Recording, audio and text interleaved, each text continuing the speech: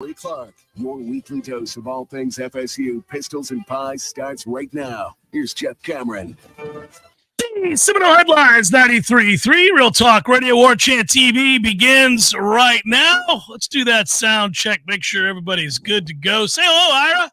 Hello, Ira. Woohoo! Corey Clark in the house. Louder than ever. You just is that too loud? Sorry, I'll try to turn it down. I got it. Coming in hot, but everybody's right where they're supposed to be with time to spare. How's that? Is that any better? Suffice to say, I've gotten really good at this thing. Really, really good. We got people in Atlanta. We got one in another studio. Got a guy here. Easy breezy. And for that, we say, yay, sausage. I feel like back in the day when you would praise Matt Millar or Tom for their ability to push buttons, mash buttons, whatever you called it. Felt like it was not a little mocking, maybe a little bit of condescending, little condescension. But now it's like you found an appreciation. Well, yeah, and it is a marvel at how quickly I got as good as they did in just such a short period of time. So it's both. It's an appreciation and also a pat on the back for me. That's which is what we're here for. And we're also giving a pat on the back to Register Sausage, who's still our ride or die sausage provider. And if you go to registermeats.com, or if you're in this part of the country, go to your local grocery store. It's expanding every day. I think they're trying to make a push into South Florida, guys. If that happens, it's all over. I may move back to Miami, guys. I was going to say, you could be a rep down south. Oh, are you kidding? Yeah, walk around with a big sausage on your chest and be like, hey, everybody. The Sausage Connect. I like it. I got some good news, too, on the Register's front. Apparently, they're in Corner Pocket now. So look at a little cross-promotion going on here. So Bill was actually asking for the logo to put on the menu. Is it going to have your name? Is your name going to be on the menu item? I mean, Corey Sausage? Are you kidding me? Nobody's getting that. But Stephanie said we got to make sure that we just get a regular Register sausage on the menu. That's all we need there. No. We're not. Anyway, we're not doing it, guys. Too early in the show. Go to registermeats.com and you can have it delivered to your house if you don't live in this part of the country, or if you can't make it to Corner Pocket. And but if you can't make it to CP, order the Registers. I feel like we're really merely months away from me one day just reaching over going, fellas, check out. I'm just going to hand out the Register sausage in studio. Like we'll have a container here. Like I'm a vendor. We're that close to something like this happening. Well, Corey, you missed a beautiful day of practice. The hurricane sucked away the humidity, and the dry, cool air was shocking this morning as we made our way into the practice. It's gone now. It was like fraudulent football wins. Crazy you felt it, right? Oh, yeah, Walking in, it was stunning. Practice itself was whatever. It was kind of a meh. Let's not lie to the people. It was a whatever practice. It was all right for the defense for the most part. Defense made some plays. Kind of always is. So we'll have to wait and see. I don't know. They're getting set to go over to Jacksonville, and I know you're going over there. And I always kind of look at this. I know Chris Thompson spoke after practice today. I think, he was asked about it. What do you think at this point in camp? Everybody's tired. It's been 2 weeks. And he echoed that. And this is where they push them to get through all of this, right? And I think they've entered into a kind of a sloppier stage, in my opinion, for a couple of days. But it's kind of to be expected at this stage of camp. You think when they look over on the sideline and they don't see Corey Clark, that the players kind of lose a little something? Corey, were you there yesterday? Nope. No, I got out of town because the hurricane was barreling towards us, and then it veered off. So I was like, whatever. I missed the day of practice, 2 days of practice. But Preston Simpson, real quick, Preston Simpson in the chat came correct as usual. Corey is the congressman who flies to Cabo when his district gets flooded. Yeah. He's out within seconds. He might be. But I have a townhouse in Cabo. Like I have another place in Cabo that I can go. Why experience a powerless 24 hours? Apparently nobody's power went out, which was great to hear. Plenty of people did, but not for extended periods. So that was cool. But yeah, I got out of town. It sounds like, and I was reading the observations. Normally, I'm the one that does the observations after practice, and I read Ira's. I was wondering on Monday. I was like, why is Ira taking so long to get his observations up? Come on, man. The people need to know. I want to know. And then I read them, and I'm like, sweet Lord, this is the oral history of Florida State's 11th practice. It was the longest thing I've ever read. But all they did was 11 on 11 and 7 on 7. And I mean, it was like that's all they did yesterday. They just did so much competition. So it's like, what do you do in that situation? I almost called you. You used my lifeline to call Corey. What do you do in this situation when they run 150 plays? You did it, man. You did it. I didn't know where to stop and start. So I documented all 150. I just vomited the whole thing into the internet. So these 2 days that I haven't watched, Ira and Jeff, who's been the best player on offense? The viewers want to know. Hey, hold on. I'm going to let Ira go first because he was at yesterday's practice. I was not. I was at today's practice, though. But go ahead, Ira. I would say, I mean, Malik Benson's still probably, but Elijah Moore is right there with him. Elijah Moore he's a thing now, man. It's just it's no longer, oh, that's cool that he's competing well against the other freshmen or the third teamers. Really, I mean, it's not like he makes a play every time he's out there, but he's making enough plays where he belongs. Like he belongs playing with this team on Saturday. So I think he's going to be a factor. That's kind of been the biggest revelation to me the last two days. What, as you've read the observations, Corey, what have you taken away? Well, that one, because we heard Norvell talk about him after the scrimmage, and then I read your observations on Monday, and then I read them again today, and I'm like, okay, and he's catching balls from DJ. So, normally when I read those things, I can read pretty well. I can discern, like, okay, who threw the pass. If DJ's throwing Elijah Moore passes, well, all right, apparently Elijah Moore is ascending the depth chart very, very quickly, and like you said, he's going to be a thing this year. Is he playing a lot in Ireland? Is he that good that a late enrollee is going to be playing that much in Ireland? He might be, man. I mean, I think the thing, when you watch and again, these last couple of days, part of it could be, as Jeff said, and Jeff and Aslan did the stand-up today, and props to Aslan for stepping in there because he had to film it and be on it because I had to get the observations written because somebody left town. Yeah. But anyway, when talking to one of the things that they talked about was the fact that, look, man, you're 2 weeks into camp. You just had a scrimmage a couple days ago. You're getting ready to go to Jacksonville, which everybody on that team knows are two of the hardest practices, most physical practices they're going to do all camp are going to be those two practices in Jacksonville. It's like Norvell's mini Junction Boys practices. So it felt a little bit, a little flat, maybe offensively, but also you don't have a lot of special skill guys. I mean, you just don't a receiver. I think you do it running back. I think you've got some young special skill guys. Like, to me, besides Malik Benson, the most special skill guys are that younger group. Lloyd McCoy and Elijah Moore and Cam Fryer and that whole group of freshman skill guys, Amari Williams, Mekhi Danzy, but they're not really ready yet. So it's like, I think to me, that's the race, is how many of those guys can you get on the field early? Because you don't see the older guys making as many special plays. Well, this is the way we have to talk about it. If we're being honest, I think it's how quickly can they prepare the younger, more special wide receivers to play a bigger role in this offense. I think that's the race that you're describing. Because if we're being honest, we're just not impressed with the older guys right now. We're just not. I haven't seen anything in succession, like day in, day out, that I'd be like, well, there it is.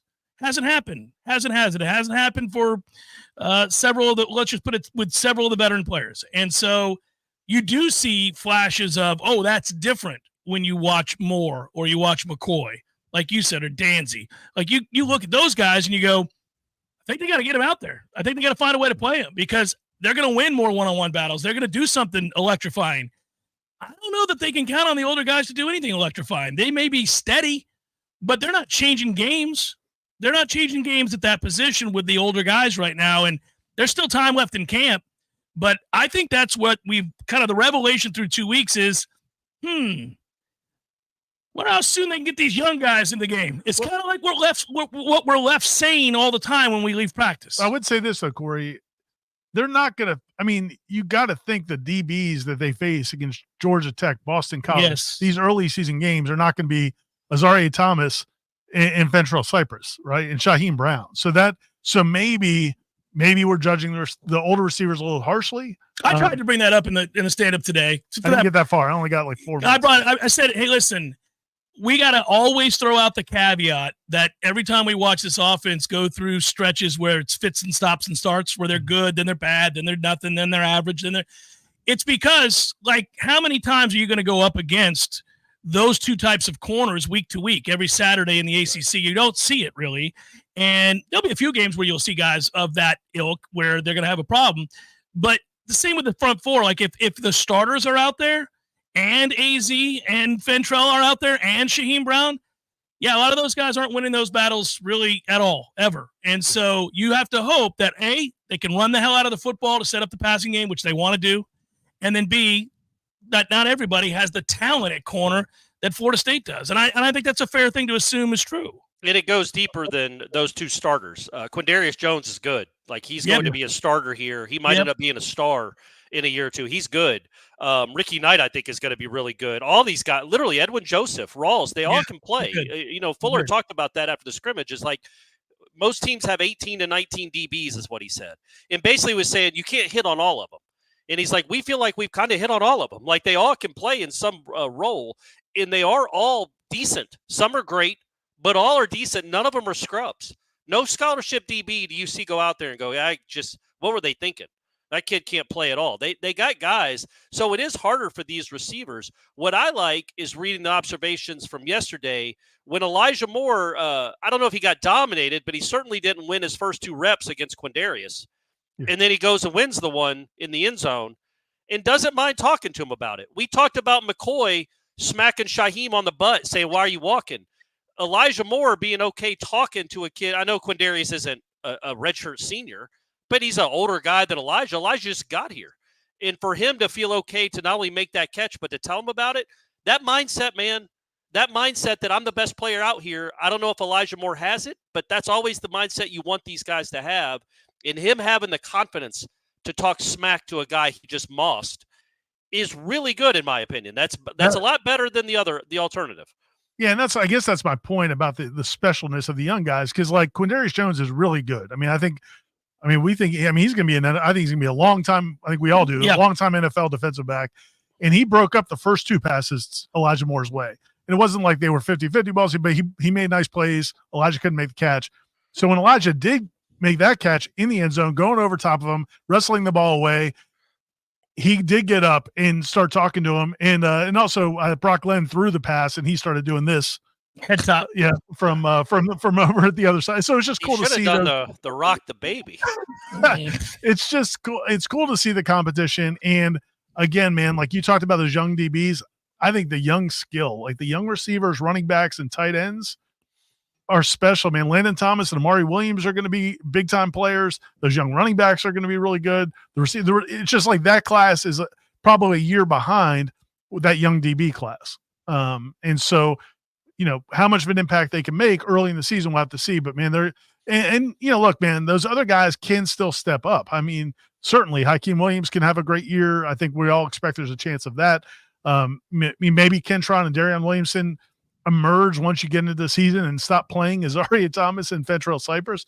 But, I really love the young skill. I want to see them down the field. But it'll be interesting to see how much he can do it, because his offense, Mike Norvell's offense, is very conceptually based. There was a play today in the that I wrote about, but I didn't name the tight end. But when Luke Krummenhoek ran the 2-minute drill, the last play, the 4th down play, he ends up having to throw it away. Basically, there's nothing open. And so you're kind of like, okay, well, the defense won that play. But when you listen to Mike Norvell afterwards, he goes over to one of the tight ends and he's like, hey, man, they were in Tampa too. Why were you doing this? You should have been doing that. And so, that part of that, and that's a tight end that's been here for a while. It's not a freshman. So asking the freshman to go out there and be able to read a defense and apply it to what they should be doing so the quarterback's on the same page, it's a lot to ask. This is why I think, and everybody knew it, so I'm just a broken record here, got to run the ball. You're going to have to make life easier for the younger guys if you're going to play them, and life easier for all the new guys, even your quarterback, early on. You've got time. You probably have you do have a physical advantage up front. You've got a bunch of old dudes up front, big-ass old dudes, strong-ass old men, and that's a compliment, right? You've got veteran upon veteran upon veteran, and you've got a stable of running backs. You should never be tired out of the backfield. And you've got a 245-pound quarterback who you're going to run some too. you've got the ability to lean on people, which then opens up the passing game and simplifies the passing game. And you can really put people in situations where they only have to understand certain concepts in this role, right? Until they learn more. You keep throwing things at them, but remember, it's a long season. And those first 2 games, you ought to be able to physically beat people up front and rely on your defense. By the way, you got an All-American candidate at punter who's going to flip field position that allows you to be patient. So run the ball, throw off a play action, be patient, wear a team down, count on your defense to get stops, which I think this is going to be a very, very good defense, by the way. So, this is a little old school. I think we're painting the picture of Florida State's offense being very old school going into this year. By the way, some old school offense just won the Invitational last year. Right. So, it can happen if you've got dudes. If you can run the football and you can play good defense and flip field position, you win a ton of games that way. Yeah, and I think they do. Don't we think they do have a good defense? Like, I don't know if it's I don't think it's Louisville great defense like what we saw at the end of last year. But I was talking with Aslan about this on Wake Up. Like, let's name the five defensive linemen that we think will play the most are Marvin Jones, Darrell Jackson, Josh Farmer, Patrick Payton, Lola Hea, right? Those are probably the top 5. Yeah, but I think there's other guys will play, but I'm saying those 5 will be on the field a lot. Aren't all 5 of those guys probable NFL draft picks? Yeah. Yeah. That's what I'm saying. Like, I don't know that you certainly may not have the elite specialness of a Verse and a Fisk, but you have 5 guys that are going to be playing on Sundays, at least 5. We have no idea what, Durajai ends up being or whoever else. But but I also think, no, I agree with you. And the secondary, I think there's a ton of NFL guys in that secondary. Me too. The biggest question I have, and where I feel like I talked about it on the Smash last night, since we're going to drop all the shows that we're on, Tom and I were talking about the Smash last night, I feel a lot better about the linebackers now. And so I just feel like they're playing much more sound fundamentally. It feels like they know where they're supposed to be. They know what holes what gaps to hit. Certainly in the run game, and I think they're doing a pretty good job every time I see them in pass coverage. So if that piece is there, this could be a great defense. And I'm coming to the conclusion this has a chance to be a great defense, which I didn't know just because you did lose some huge pieces from last year. I think that room is aided greatly by the presence of Cam Riley. 100%. That changed that room. That was a huge get. Seminole Headlines 93.3 Real Talk Radio Warchant TV continues in a moment. Surprising flavors, cultural authenticity, and unique adventures are some of the main ingredients that go into every single plate served at Café de Martín, Tallahassee's best Peruvian dining experience. Led by classically trained Chef Martín, passion for culture, passion for flavor, and a passion for people can be felt from the moment you step inside. Café de Martín also offers an unparalleled outdoor dining experience in the garden. Surrounded by vibrant flowers and plants, and nestled between carefully curated decor, the shaded and breezy outdoor garden features elegant live music regularly, and the romantic evening lighting makes Café de Martín the best place to share conversation and connect with the ones you love. Every dish is made from scratch, and every drink is handmade by trained bartenders, offering the very best margaritas and old fashions in the city. Take a trip to a Peruvian paradise right here in the capital city. Visit Café de Martín and El Bar on Capitol Circle Northeast in the Esposito Shopping Center. Open daily for lunch, happy hour, and dinner. Find the full menu online at cafedemartin.com. 222-7722. AC and electric is what we do. Service, repairs, and installation too. 222-7722. Hurricane season is here, and now is the time to make a move to keep your home comfortable, even if the power gets knocked out, with a home backup generator. Parker Services is proud to announce that they now sell and install whole home generators, and with financing options, they can be surprisingly affordable. Never worry about the loss of power again. Invest in your family's peace of mind with a home generator from Parker Services. Give them a call today for a free quote.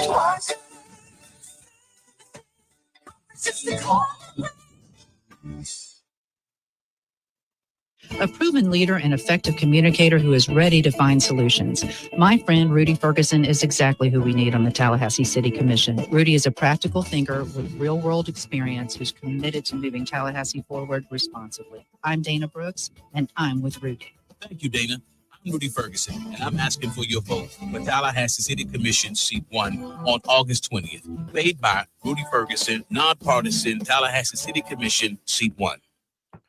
This is Shannon Young with Fairway Independent Mortgage Corporation. Investors, are you looking for a creative way to purchase your next rental property? Are you looking to get into the Airbnb space? If so, you need to know about DSCR loans. It stands for Debt Service Coverage Ratio. These are loans that do not require traditional income verification. As long as the proposed rent covers the mortgage payment on the subject property, that's the only income you need. If you're looking at investing and don't know if you can qualify, let's set up a plan to get your next income producing property and start putting you on a path to passive income. Give me a call at 954-369-6171. And don't forget, every fellow Nole that we close a loan for, I will personally make a donation of $250 to the Battle's End. It's Shannon Young at 954-369-6171. Equal housing limit, NMLS number 37303. Life is stressful. Dinner shouldn't be. That motto is why Register Sausage has been doing business in the Florida Panhandle and Lower Alabama for over 75 years. A proud sponsor of Seminole Headlines, Register Sausage always provides the best Southern smoked sausage to over 140 grocery stores and restaurants throughout the Southeast. Headliners have discovered the Register's difference. You can too. To find a store that carries Registers near you or to buy directly, head to registermeats.com. That's registermeats.com. Register Sausage. Yay, sausage! Seminole Headlines returns now. Head to YouTube and search for Warchant TV today to catch the show live or on demand. Now, here's Jeff Cameron, Ira Schofel, and Corey Clark. Rolling on, Seminole Headlines. Good to have you on board. Thanks for being here, everybody. It's interesting.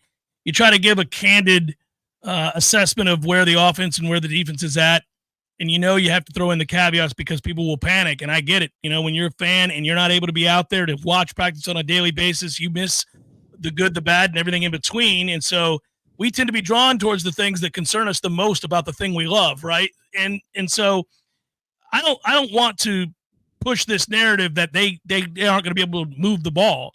I think what we're saying is they're not special at wide receiver right now, and they've got some special dudes that are very young. And the question is, how quickly can they be a consistent part of the offense? I think that's the way to talk about it. They've got some guys that are maybe not difference makers at wide receiver that are older, and then they've got some real potential with the younger group. And I think that's the best way to say that. It doesn't mean that they're not going to find other ways to move the ball. Mike, by the way, Mike has been very good as an offensive coordinator. You go back a couple of years ago where they weren't dynamic on offense. They weren't dynamic on the offensive line at all, and they weren't able to run the ball. In the game they lost, where in the second half got away from them at home against Clemson, they ran the ball. They ran the ball exceptionally well. We thought there was no way that could happen against that defensive front with this offensive line and what they had at running back at the time. And so, Mike's done a good job of getting his team to be able to run the ball virtually no matter what. Now, last year was the exception, and I saw the frustration on his face with that. But I'm not, as we sit here today, I'm not thinking they're not going to be able to move the football. I just think it's going to look different. Yeah, I think the two things I would say that should give you a lot of reason to not be too concerned about again, we talk about the concerns we have in the passing game from a standpoint of we're not seeing receivers consistently go make plays against these DBs. Like, they don't win more than they lose of these battles. They lose more than they win.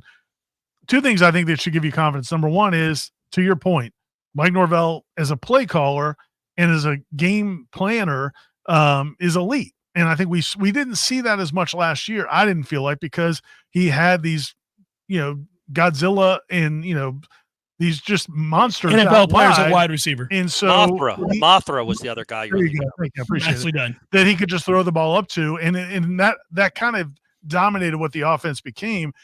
And also, they couldn't run the ball like they had in the past. Well, I think this offense will go back to seeing Mike Norvell, the schemer, the game planner, the play caller, accentuate those abilities to kind of minimize what they don't have. And then the other thing is, the other big thing that we don't talk about enough is that running back room is loaded. And those guys, they have guys that can play receiver, that can make plays out of the backfield or lined up as receivers.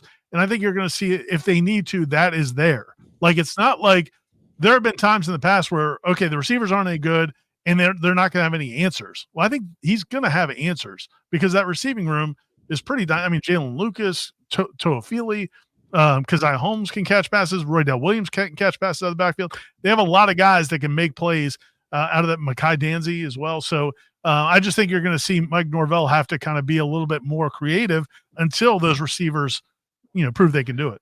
Well, I keep coming back to this, right? Like I compared this offense. If it's as good as the 2022 offense, you're in good shape. I mean, you're just in good shape. Like, that was a good offense. It wasn't great, but it didn't have Keon. It didn't have Jaheim.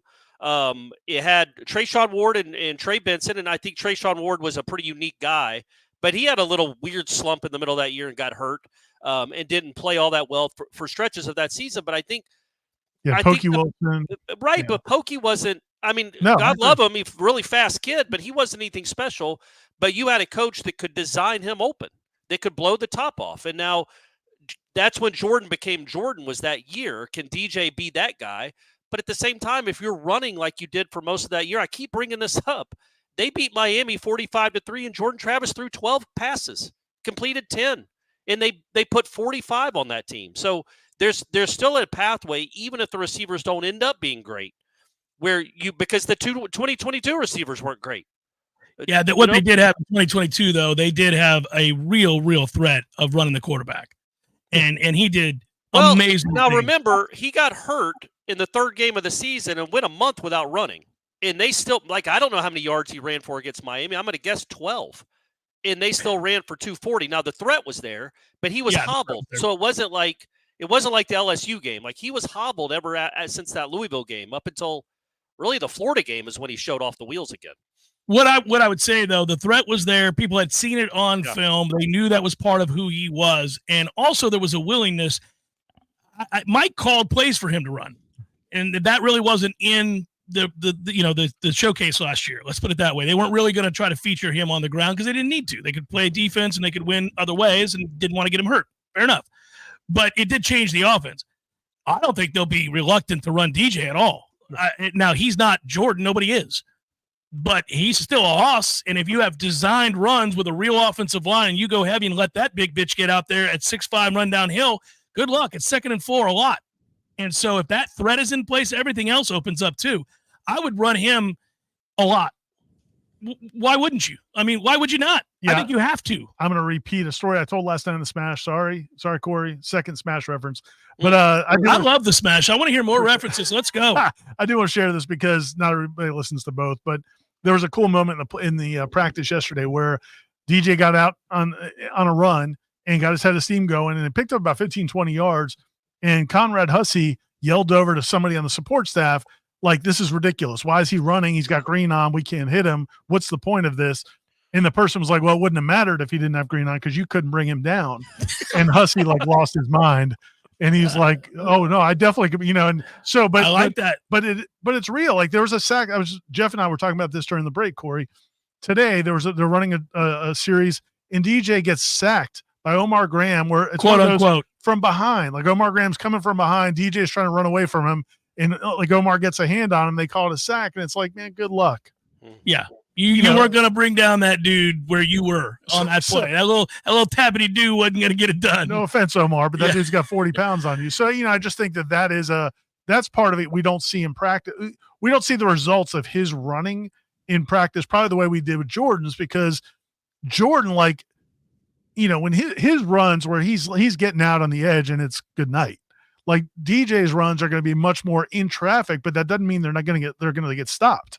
He's such a big dude. He's going to fall forward. And last year, when you go back and look at the tape at Oregon State, when he did run, he was a man. Yeah. I mean, that's the biggest difference I saw in him as a runner from Clemson to Oregon State was a willingness to run and use your size. I don't think he really liked running at Clemson. It wasn't something that he was looking to do. Yeah, and they didn't really want. Yeah, but when he did, it was kind of like he didn't really. Man, when he ran at Oregon State. I also think they picked weird times to run him. I don't think they used him. I mean, everything about that whole time, I think, was poor. Yeah, disjointed. Yeah. It was a weird, convoluted thing. Yeah. Well, don't but you when think, they too, when he was at Clemson and he followed 2 first-round draft picks, he's like, I'm the next. I'm a first-round draft pick.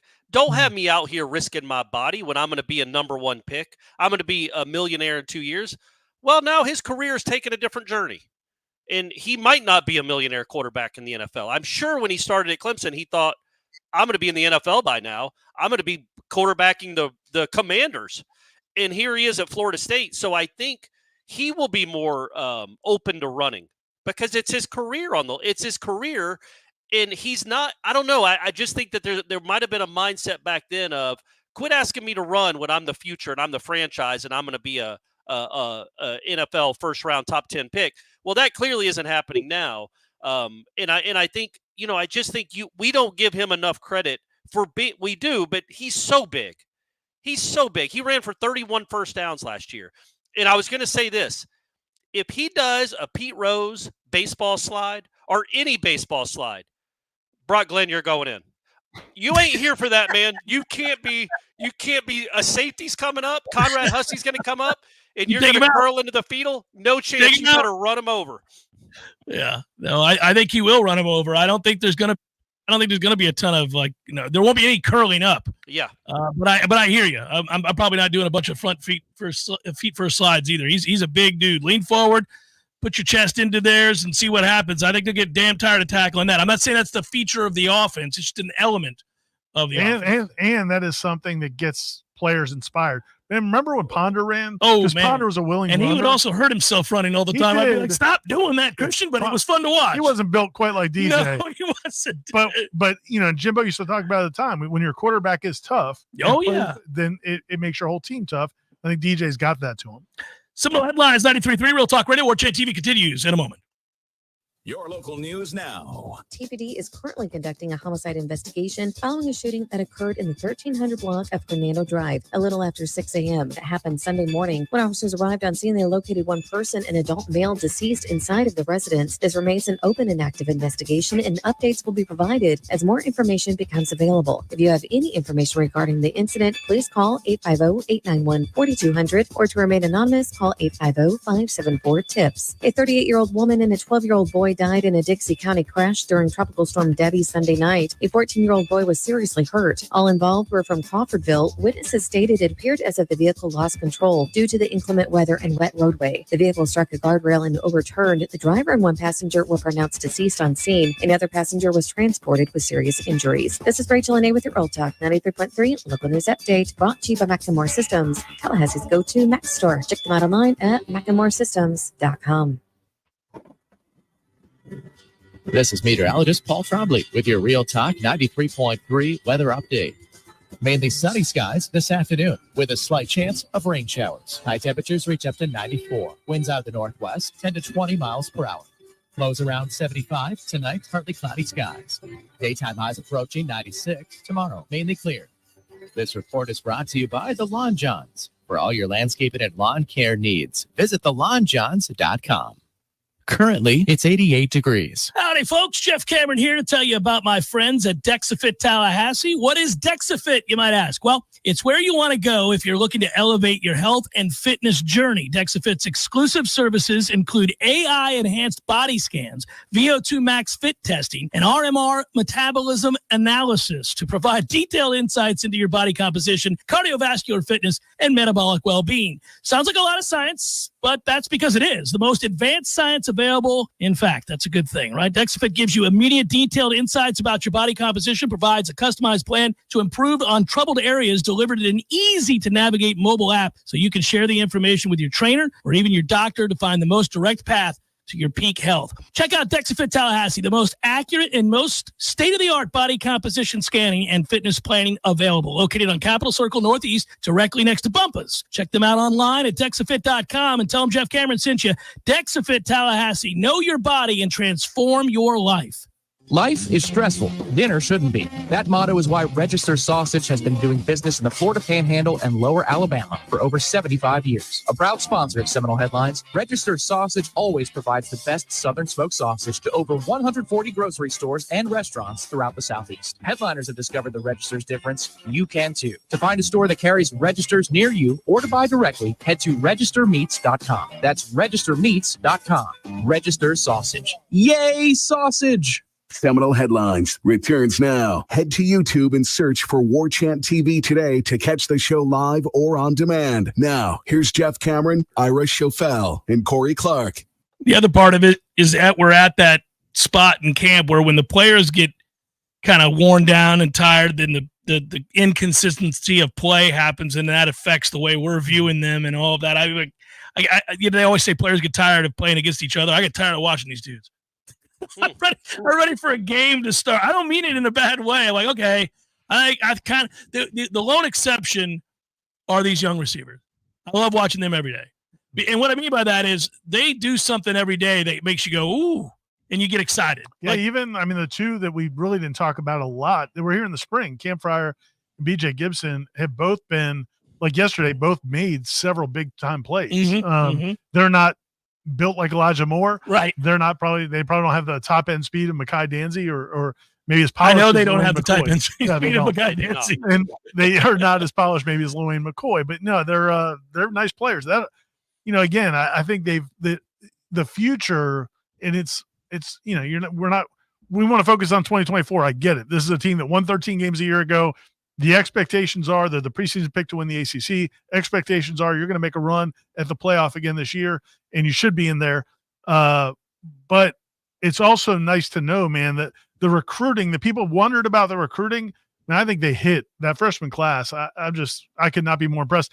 Also, even like the young linebackers and the young offensive linemen, I like everybody they brought in the last class or two. It's been different from what it was, those first 2 or 3 years. To step up, they've raised the floor. Really just trying to make it work. Don't you think there's a calculus with these young wide receivers about maybe they're a little more, or maybe they're a lot more talented than their older guys.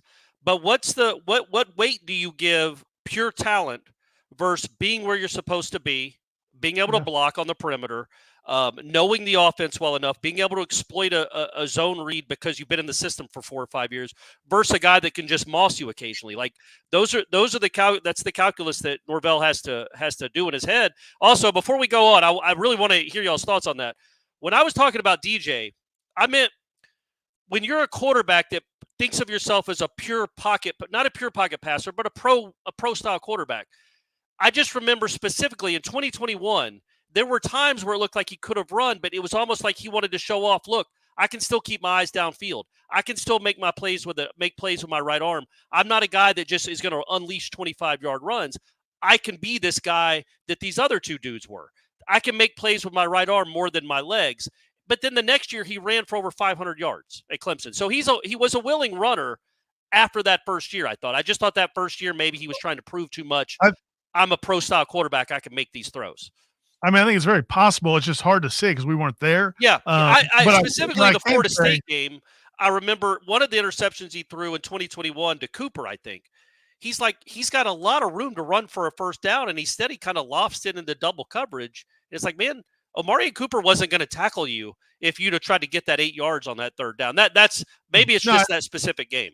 Well, what I was going to say, though, is it wouldn't be crazy for that to be the case. That was, when EJ was here, it was an issue sometimes where EJ, look, man, the reality is we all live in this world. And there, for a long time, there was a perception that a lot of African-American quarterbacks were seen as runners first and passers last. And so if you're a player who is in that mold, like that's something you worry about. You worry about being judged that way. And I think that was the thing with Jimbo and EJ was making sure people knew, no, he's a passing quarterback. Christian Ponder didn't have to worry about that. Nobody's saying, oh, the white guy's just a runner. Like that's just not how people see for a long time perceived quarterbacks. And so I think there has been some of that historically, and maybe that was part of it. But also I think, man, again, part of it's just being a young quarterback. Young quarterbacks make bad decisions. Cade Klubnik makes bad decisions every goes time. rogue. Yes. And just calls his own number on a 4th and 1, cost the team the game. I just don't want to. I don't want to like put his mindset when we weren't even covering it at the time. The other thing I would point out is luckily we've come a long way. Yes. And now if you're white, black, or otherwise, you better be able to run. Right. I mean, most of these first-round guys that are quarterbacks can move. Yeah. They can all get up and go. They better be able to run. So now you would put your arm around a guy and go, I get it, man. I know. That's years and years and years, and it's ingrained. Brother, you are a big boy. Go run the ball. There's nobody going to tackle you. You're a hoss. If it's there, take it. We need those yards. Also, don't just willy-nilly run to run. Like, if it's not there and you got time in the pocket, let it develop. We know you can do that too. Yeah, and I don't, again, we don't see this enough to know, like, it's not going to be a huge part of Mike Norvell's offense. But, man, like, the times in the spring game when we did see him run a little RPO stuff, like, I think he handles the ball well.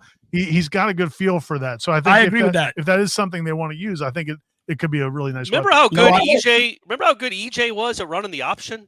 Unbelievable.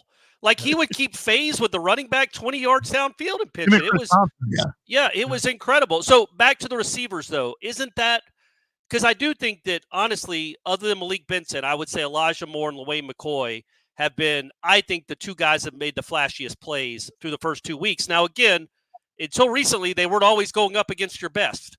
So you have to keep that in mind. They're going up against second, third-string guys. But I thought they made the most jump-off-the-page type plays, those two guys. But do you foresee them playing a lot, especially early, over guys that have been in the system for as long as somebody like Kentron has? Because that, man, an offense doesn't work if a guy isn't where he's supposed to be. And your quarterback needs to know that you're going to be where you're supposed to be. I think it'll be a mix with heavily leaning early on the older guys. Yeah, because a mistake can cost you the game. That's a pick six if you and the receiver are not on the same page. And, he's got a side adjust and he doesn't see it, doesn't know it. And the quarterback is assuming he's got it. And, that's a veteran thing that everybody seems to know, but this is a true freshman. Maybe he doesn't. And you throw that. That's the only thing that gets the other team in the game, especially if you're physically better. And I think they're physically better than both of their first two opponents. You have time. If you get by these first two games, you have a bye after that. So you're in a situation where, okay, how do we win these games? What's the best way to win these games? Well, we're the better football teams at the line of scrimmage. So we're going to run the ball. We're going to run the ball. We're going to play good defense. And we don't really think you can score enough points to beat us. I'm not going to put this game at risk by trying to run a bunch of young guys out there in excess. We'll run them out there, but we're going to have packages for them. We're going to have things. I know they know what to do in these situations. Because you should be able to win these games in the line of scrimmage. You better be able to. And if you can't, you got bigger problems than your receivers. I mean, at that point, you're going to have a real problem. If you're dominated, and I don't think this is going to happen, but if you're dominated up front with Georgia Tech's defensive line against your offensive line, well, this is going to be a long year. I mean, that would be a real problem because you're going to face a lot better defensive lines than Georgia Tech's. I don't even care which two players they brought in. That'd be crazy. But I think as you get into better opponents, correct. And then when they start stacking the box and you're running into numbers all day and they've got better personnel, without question, you got to start hitting some. You got to start doing some stuff through the air. I'm genuinely interested. Talking about the other line of scrimmage real quick about these because Georgia Tech does have a good offensive line and they do have a good running game. Like they looked the part against Georgia. Yeah, they did. But they moved Georgia around a little bit, and it's Georgia still cared in that game. That was a big game for them. They have a really willing running quarterback, which changes things. Mm-hmm. So I don't know if you saw this, but Bruce Feldman came out with his freak athletes of the top 20 freak athletes in college football. I think Farmer and Jackson both made the list, but Darrell Jackson came in at number 5 because of his wingspan, his size. He squats over 600, he benches over 400, and apparently he's been clocked over 20 miles an hour on the GPS. So what? I'm not buying that for a second. It was on the thing. He got some erroneous information. 20 miles an hour is nuts because wasn't Mackay like 21? Stop. Darrell Jackson, if you're running 20 plus, we put him in the backfield. Well, I mean, what are we doing here? That dude is a monster. There's no, I doubt he's imagine him at tight end, just throwing jump balls to him. But the point being, we think he's going to be awesome. He looks the part in practice. He looks the part just physically standing there. He has not been awesome in his college football career. Now, last year was not his doing. He didn't get to play. But how big is his role on this team? Because can he be as good as Braden Fisk? Can he be better than Braden Fisk? What is his ceiling? Because if you have an all-American freakish crazy first-round pick at defensive tackle, well, that changes everything. And I think we're assuming he's going to be that, but he hasn't proven that yet. But not again, he hasn't had a chance to. I'm just saying, how big a deal do you think Darrell Jackson is on this football team? I think he's a big deal, but I don't think if you're expecting him to be the way Braden Fisk was in those few games where Braden Fisk was unbelievable. I mean, I don't know if I expect. Well, they're different types of players. Yeah, that's when Darrell Jackson's just not that good. Darrell Jackson's impact is going to be he's just a massive humanity and big and strong and athletic, and you've got to devote a lot of resources to containing that. But I don't know that he's going to be living in the backfield. It's not going to be, I just don't think it's going to be Ron Simmons. It's going to be more just occupying space. Kind of a run stuffer in the sense that good luck, man. You probably got to double him, and that takes away some of the other things you can do. If he's stout at the point of attack, at that size with that weight and the leverage he plays with, he's got good feet. He's got good bend. I think he's going to be a problem, but in a different way, like you're talking about. He's not as quick twitch as Fisk was, getting into the backfield, doing those kinds of things. When he and Farmer are on the field at the same time, you're not running between the tackles. Right. It's just not going to happen. I'm just saying, according to Feldman, according to Twitter, because I didn't read the article, he was clocked in pads at 20.6 miles per hour. People are making stuff up. Like, that's insane. I would, if it's true, and I hope it is. Yeah, that's wonderful. Because that would be really cool if it were true. I mean, when would he have even done that? Why would you have him do it? Because the guys that, when they clock guys running 21 miles an hour, it's when they're wide open. Like, when's a defensive lineman ever wide open? Racing Norvell? When he's racing Norvell? Yeah. I mean, that's it, right? When he's racing. Yeah. But then doesn't that mean Norvell always beats them? So does Norvell run 21.5 miles per hour? Here's the thing. No, let me tell you this. The other thing I would say is, even if he runs 18 miles an hour or 16, whatever it is, so ridiculous. Look at that guy. He's got like a V-shaped body. Now imagine he's chasing you because you insulted him and you have to run away from him, and he's running 18 miles per hour. He is an incredible physical specimen, no matter what he runs. But yeah, man, I think he's a big deal, but I also don't know that he's going to put up huge numbers. But man, he started 2 years ago at Miami. Yeah, and he was a pretty good player. He's a productive player. Good, but I think we're expecting him to be a dominant player, which is what that was he needs 2 to be. years ago. Yeah, that was 2 years ago. He's had 2 years in this weight room. Changed his body. He changed his body completely. He's also matured greatly. Yeah. I mean, he's a totally different human being in terms of the way he practices and views his role on the team. Whatever he's going to be, his best version will be this year. There's no doubt. Now, what that is, we do have to wait and see how it plays out in games. But I do think hey, listen, you're much better with him than without. And if he had decided to take it on down the road, that would have been a problem. Is there a chance that your starting defensive tackle or your trio of defensive tackles is better this year than last year? Even though you had Fisk and you had Fabian Lovett, who didn't practice a ton but played 25 snaps a game. And when he played, he's pretty darn impressive. So do you have a chance with that rotation to be as good? Close, but I doubt it. Yeah, I think Lovett, when he's healthy, I think Lovett was an NFL defensive lineman. I definitely think, and Fisk obviously goes in the second round, right? So, and then Farmer. So yeah, I would lean towards that group being better. Well, none of those guys were running 4.340s like Darrell Jackson is. Yeah. By the way, Mike got smoked in the race today. Did he? Like 5 guys beat Mike today. They were talking smack, too. I was talking about talking smack, Corey. It's not fair, man. You think back to what that thing started as. It started as him and Robert Cooper. Yeah, Big Coop. And, that was a good race. Yeah, Mike would beat Coop. That was good. I like it. Now he's racing Jr. and Patrick Payton and Quindarius Jones. Yeah, Quindarius Jones is in there. Mekhi Dancy. It'd be funny if Dancy just dusted him. By the way, just so you know, DJ smoked his ass today. Oh, yeah? DJ beat him today. Which DJ? So, the DJ. Okay. Maybe Norvell was a little gimpy. Maybe he wasn't feeling. He was mad at himself afterwards. He blew the whistle an extra 3 times after the race was over. You know how he's constantly blowing that whistle while they're running? Yeah. He blew it 3 times at the end and shook his head and was pissed because he looked around and 6 dudes beat him. But DJ beat him? DJ ran against him? So DJ beat him. This is a weird gauge. But it was the gauge I used last spring when Fisk routinely beat him. It's that's Mike Norvell's in good shape, and he's a former college receiver. That's really impressive for a guy that big to move like that. I kind of feel the same way. That buoys me a little bit. It shouldn't. in 2024 that your head coach loses a race to your starting quarterback. I would assume most head coaches across the country would lose races to their starting college quarterback. But Norvell is different, and DJ is different. DJ's 250. So if he's running that well. Once he gets running, he's pretty quick, Corey, too. That straight ahead speed is, that's going to be interesting. Again, I love the idea of design quarterback runs in which he has a lead blocker and has an opportunity to kind of get to the second level. A lot of dudes making business decisions coming up there at that 12 to 15-yard point. I mean, they're going to dive at legs, and he's just going to have to get low. And look, he's not going to outrun a defense the way that Jordan could.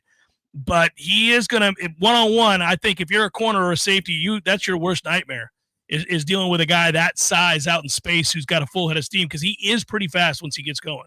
Faster than I thought he was. And by the way, I think, and Corey, real quick, he was 250, but I think he's about 237 right now. He's definitely in better shape. Now, he's still huge. Right. But I think that the loss of about 10 to 15 pounds has kind of changed the way he runs. But seriously, though, dude, his legs, they're huge. They're like tree trunks. And so when it goes into guys bringing him down, again, you don't want him to be reckless, but he's going to be a real weapon. I mean, no doubt. By the way, after practice, it was good to hear from Chris Thompson. I normally wouldn't say that because, whatever, you're getting the tight end coach. I think the tight ends have been good. Yeah. I've really enjoyed watching this room grow. I was at a place where I thought Brian Courtney wasn't going to be of much help to this team at any point anymore. I think I'm wrong about that. I think there's a small role for Brian Courtney, who's had a good camp. Chris brought that up, by the way. We know what Morlock is. I think Landon Thomas is going to be a good player. The new kid is a really good player as well. That Jackson West is still healthy, everybody. Yeah. I mean, this is a stunning turn of events. He's out there being productive and blocking in the run game and doing some things. Okay. That room's a little better off than I gave him credit for coming into camp. Do you agree with that? Yeah. Yeah. I'm curious to see and I asked Coach Thompson about that. Like with Amari Williams, I'm really kind of in the same boat as those receivers. Is like, there's no way Amari Williams is prepared to be an inline blocker. No. But man, he is special. I mean, he is special as a pass catcher, as an athlete. Like, it's not just like he can run and get open. The adjustment he makes to the ball, I mean, it's like watching a really like he's always played it, gifted receiver. Mm-hmm. But how do you use that? Like, can you ask that exact question? Yeah. That's a good question. And he gave an answer, but I just I don't know. Like, I need him to spell it out for me. Like, how do you use it? Well, he didn't want to tell you how they're going to use him, but I mean, that's the point we're making. So with these other receivers, like the guys that everybody wants to step up, they don't make it's just a natural ability sometimes. And we had this conversation last night. Like, sometimes as fans and media, we talk so much about development. Why haven't you developed this guy? Or why didn't you develop these players? Yeah, it's the classic dudes. Yeah, sometimes you've developed them. That's what they are. Yeah, like, you could develop me all day. Guess what? Yeah, I'm me. I'm still. So at some point, and I know these guys are scholarship athletes, but they are what they are. Right. There are better versions of these scholarship athletes out there. Yes. And when you see an Amari Williams go up and catch passes, you're like, well, that's better than that other Corey, guy. I remember, Corey. Remember in 20 seconds, Corey answered. The conversation I always bring up all the time is your conversation with Leonard Hamilton about Xavier Gibson. And you're like, why doesn't he go up and just snatch the ball off the rim? And he said, well, if he was that guy, he wouldn't be here. He'd have been at North Carolina or Duke. And that's the answer we needed. Seminole Headlines, hour number 2, forthcoming. Stay with.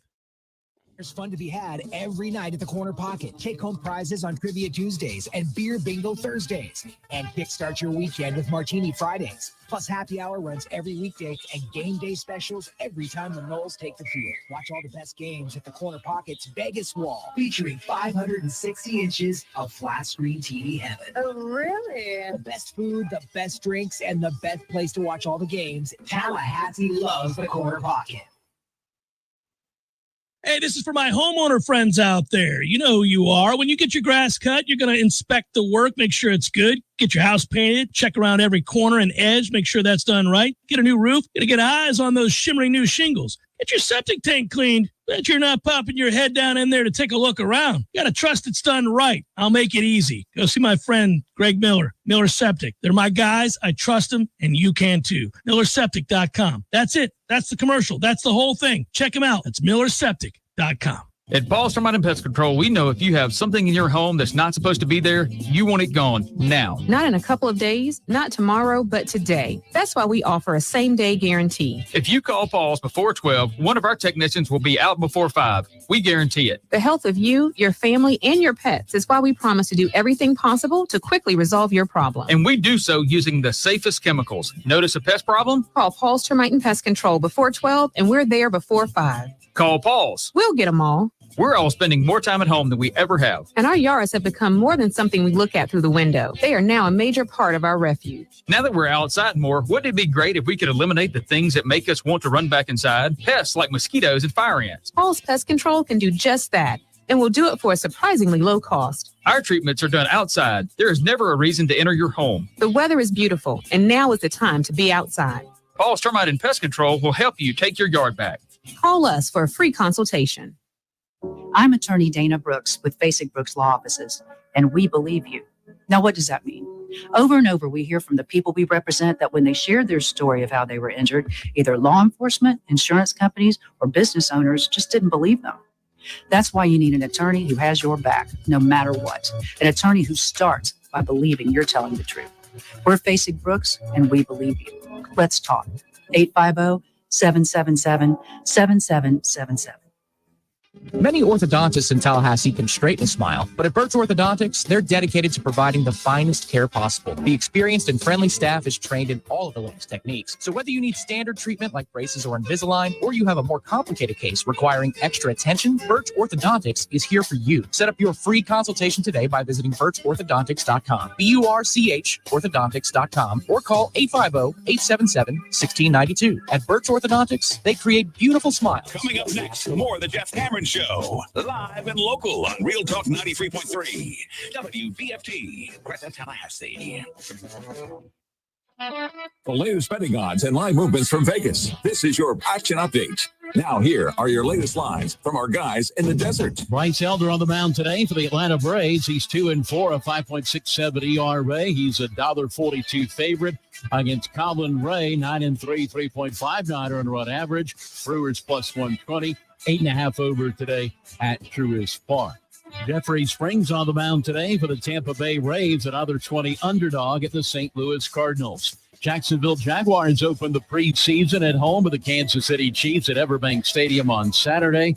Jaguars a 2.5-point favorite, 38.5 the total. U.S. men's basketball quarterfinals of the Olympic tournament in Paris.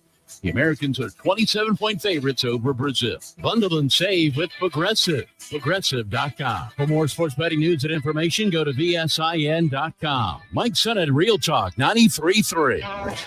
School is almost here, and if there's two things I can count on, it's my kids needing new outfits because they grow like weeds, and Cole stocking their favorite styles. With the back-to-school customer appreciation event going on, I scored 30% off tees, jeans, sneakers, and more when I shopped with a Kohl's card. No card? No problem. Rewards members save 20%, and everyone else saves 15%, plus earn Kohl's cash. When it comes to back-to-school, you gotta go back to Kohl's.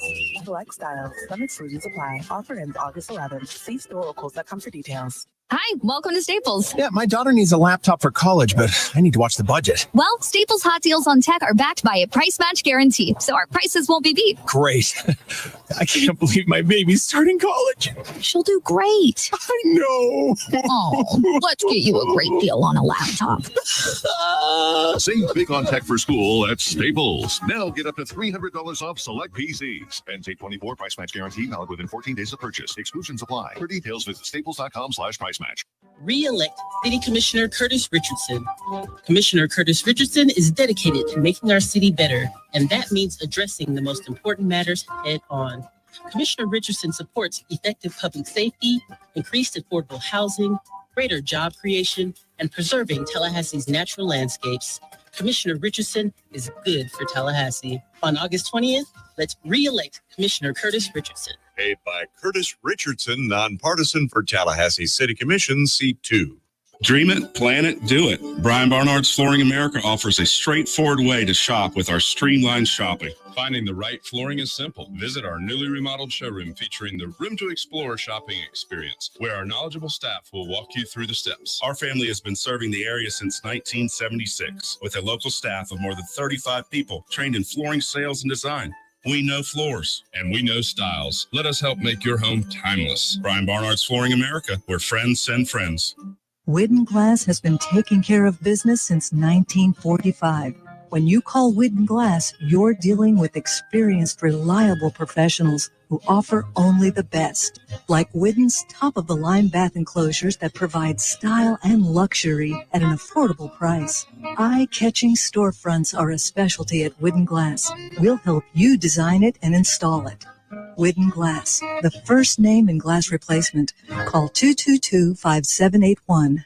What will the Noles do to follow up an unconquered 2023? Warchant.com, the market leader in FSU football and sports coverage, is the place to find out. Join the largest FSU fan community and talk Seminole sports in Warchant's Travel Council and premium recruiting message board forum. Enjoy cutting-edge team coverage led by managing editor Ira Schofel and lead writer Corey Clark, and inside scoops on the transfer portal and recruiting classes with Michael Langston and Matt Lassere. Backed by the best national recruiting network in On3, there's no debate. Warchant.com's your ultimate Seminole sports source. Sign up today. It's time for Seminole Headlines, featuring Warchant.com's Jeff Cameron, managing editor Ira Schofel, and senior writer Corey Clark. Your weekly dose of all things FSU, pistols and pies starts right now. Here's Jeff Cameron. Hour number 2, headliner questions coming your way. As always, thanks for joining us. We appreciate each and every one of you. Hopefully you got through the storm okay if you're here in Tallahassee, but it's, you know what? Beautiful winds came in the day, as we talked about. It turned out to be a great day to talk some football, go out to football practice. We did. Ira and Aslan leave tonight for Jacksonville. It's a good thing. Guys holding it down for us that are not going. Somebody brought up the it was in one of the Twitter questions. I think it was one of the responses to the Twitter prompt. They said I need to make sure I fill up the gas tank, where Aslan will come after me. Oh, like right. he did last time. But I think the trip to Jacksonville, I think I'll be okay with the gas tank. We want to thank Birch Orthodontics, as we're wont to do. I know you guys tease me about this all the time, and I always tell you I'm going next week. I'm going tomorrow. All right. I would say the exact time, but they don't want to rush a fans at the door at the same time. But I will be there in the morning hours tomorrow, and I'm hoping to get a great report on Clark's teeth, which no longer look alien because of the great work that they've done at Birch Orthodontics. It's a countdown now each time we go. Mm-hmm. This is no longer like, hey, can you get that tooth that's underneath his eye extracted and get it or down close to where your teeth are supposed to be? Now it's, hey, those things are looking mighty straight to me. And then she goes, there's a little more work to do. And I go, no, Dr. Birch, I'm thinking those are straight enough. And she's like, I question you as a father, is what she says. I understand that. I hope she doesn't see this as her crowning achievement. Like, you know, like when somebody wins their fifth Super Bowl, and Jordan won his 6th ring or whatever, like people are like, okay, are you going to step down now? Are you going to I hope Dr. Birch doesn't say, you know what? I fixed Clark Cameron's teeth. There's no more work to be done here. Something to behold. You wouldn't blame her, but there's too many other kids, too many other people that need orthodontic work, and she's the best in the business. So hopefully she doesn't make that decision. Dr. Birch, keep it going 20-plus years strong. Best practice in Tallahassee. We can't recommend them highly enough. Our kids all went there, and they make it so easy. Very easy. Great staff, payment plans, financing, free consultations, difficult cases. You couldn't ask for more. Clark would be her magnum opus, right? Somebody would be like that. Maybe I don't know. She probably encountered worst case scenarios. I blame his mother's side of the family. Really? Consistently about most things. For really anything. Yeah. If something happens that I don't like, I'm like, well, that's you guys. Kim has taken to remind me that she feels like she married my father sometimes because are you getting cantankerous? I've just picked up some of the dumb things my dad did that are annoying. They used to annoy me. And now she says you're doing it? Oh, yeah. And she's right, 100%. So I'm fighting that. Does it take your breath away when she accurately pinpoints something your dad did that even you didn't like? Oh, no. Now that you're doing it? Usually there are things I pointed out about my dad that I hated, and then I've started doing them. So yeah, it's she'll definitely bring it up. Good for you, Kim. Yeah, she'll call me by his name or tell me she married. Hey, before I ask questions, not in the bedroom though, right? Hey, that would be weird. Okay. That'd be weird. So hey, really, by the way, as an aside here, we got asked this several times. We have a contribution also in the chat. What sideline are we for the opener, west or east? Over there at Aviva. Ira, you and I toured the stadium. We've been there. We have been there. We have walked those sidelines that this staff will walk. We have definitely stood at various places within the stands there to see what the angles would look like. We went into the locker rooms themselves, home and away. We went into the bowels of the stadium, to the trophy rooms. We've really seen every aspect of this stadium that none of you will be able to see when you go to the game. You'll be in the stands, and so that's answer the question. Just answer the question. He just wants to keep letting everybody know how privileged he is. Yeah, no, you were there too, Ira. You were there privileged as well. So was Aslan. But they told us, and I walked through that tunnel, the same one that FSU is going to walk through, and I filmed it, the exact tunnel, and I don't remember which one it was. That's a great story. I have footage. I can't tell you which one it was. It's over here on the left, guys. Just gonna try to look into his phone and find it. I've got to find it. I do. I walked out of the tunnel, and I think, you guys, I posted this a long time ago. We'll do some research. Do some research from last July. It's me coming through the tunnel of where they're coming out of. But I don't even know that that's going to tell you anything. Yeah. Would you know if you saw the footage? Like, oh, that's west. Oh, that's the west side. No, I wouldn't. The sun. That must be the west. You're not going to know. And I will say this. I don't know why he asked that question, because I don't know that you care to be behind the home team bench. You just want to be with your own fans. I'm guessing it's going to be 85% Florida State fans. It's going to be a lot like the LSU game last year. I don't expect a ton of Georgia Tech fans to make the trip. Yeah, no, I think that's accurate. I think Georgia Tech sold a little bit more than they were expecting. But yeah, Florida State's in this game. It's Georgia Tech's home game. But they knew Georgia Tech would be willing to give it up because they don't make a ton of money on their home games. They're like, these broke bitches will give this game up. But Florida State is who's selling the tickets. Like, that's why Florida State's in the game. So yeah, you're right about that. I don't know the percentage, but for the most part, it's going to be a lot of Florida State fans there. Yeah, it's funny. I can't remember what that would be labeled, west or not. I don't remember. I just remember we went through it. Yeah, I don't know why I would either. I just like, well, that's cool. It's more towards the one end zone. I will say this: it seems like a stadium where there's no bad seats. That's true too. It's not a huge stadium, and it's really well designed. It's a pretty. It's really beautiful. I thought it was beautiful. It's gonna be a great setting. Yeah. I also think it's going to be louder than hell when Georgia Tech has the ball. Good luck, guys. I mean, if we're bringing the band, right? I mean, I remember seeing the fundraiser and all that. Okay, well, the way that is shaped and the amount of Florida State fans that are going to be there in comparison to Georgia Tech fans. This is a Florida State home game through and through, and it's going to be loud as hell because of the shape of that stadium, the way it's enclosed for much of it. It's not quite the old Cowboy Stadium, but you get with the hole in the wall on the roof. I mean, it's pretty cool. That should be very loud for Florida Ira, State. is the band going to be in the north end zone or the south end zone? Well, Corey, when I went there and I went towards the locker rooms, but did you in the referees' offices, right? And, hey, actually, that's a good point. We did get to go to the referees' offices too. I forgot about that. Yeah, we did. We got some questions. We got some questions. We do. That was a question. I just asked it. Oh, okay. What do you believe are some of the silver linings, if any, from the snub? Is the first question today. It comes from Burke. Thank you, Burke. I don't think there is a silver lining. I mean, the talk that Josh Farmer did at ACC kickoff. I mean, I think there is some of that underneath the team and probably motivated them some during the offseason. But I don't know if there's much more. What about if Florida State is 14th in the 14th, 15th, somewhere in that range? They lose the ACC championship game to drop to 10-3, and they're right on the cusp. They're right on the bubble. Maybe. I equate it to. I don't know if you guys remember when I wrote that long email to Brady's coach when he was 8 years old about why he wasn't on the All-Star team. We certainly do. Yeah. I remember he was 19 of 22. I might have Tim Carver inscribe that one into a piece of wood, into a bat. But the next year, Brady did not have as good a year. It wasn't even close. He made the team. He made it. They're like, that crazy Clark is going to come after us. He made the All-Star team that year. Kind of, I think maybe the people, the powers that be, you should be proud. Bad. So I think that this year, maybe if it's close, the powers that be will feel bad and make sure Florida State gets in this time. Is FSU still going to be in the ACC at that point? Yeah, I think so. They're not going to get the benefit of the doubt. That's right. Come on. They might. Matty Noel writes, we converted about 53% of our fourth down attempts last season. With DJU, you've got to think they'll be going for it on a lot of these fourth and shorts. Over under 70% conversion rate on fourth down this year, fellas. Under. Corey says under. I'm going to go under. Yeah. Would that would lead the nation if you're in the 70 percentile? Other than if you like Jimbo might have gone 70% one year because he was 4 of 5. Hyperbolic Noel writes, not sure if anyone saw it in the chat last week, but somebody suggested Steely Danzy. I like that one. I liked it too. I like it. Yeah, I like it. We saw it. I still think Magic Legs wins. The what?